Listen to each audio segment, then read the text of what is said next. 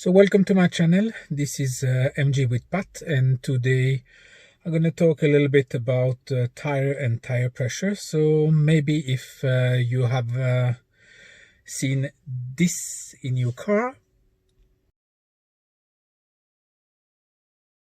or maybe this one, or this one, and finally this one.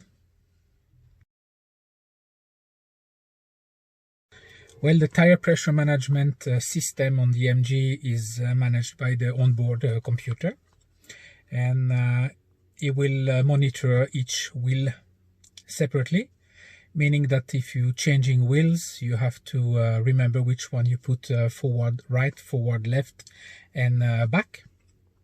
So when you buy the car with two sets of wheels, they are usually already set in the computer. But if you did like me and I bought the set of wheels after I used the car, so I had those mistakes appearing, which is quite normal. Some of the car, it takes about 16 miles or 30 kilometers to readjust. On the MG, you have to put it in the computer. So you have to go to the dealership. They have to put each wheel separately on the computer. And you have to remember that when you take them off, you have to mark them where they are placed, because it will show you on the computer as they are monitored. So if you place the one that was forward, you place it back, then you will have wrong readings. So that's a little tips of the day.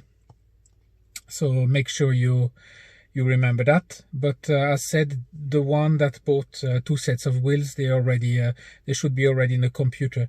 But what you can do is check inside the rim.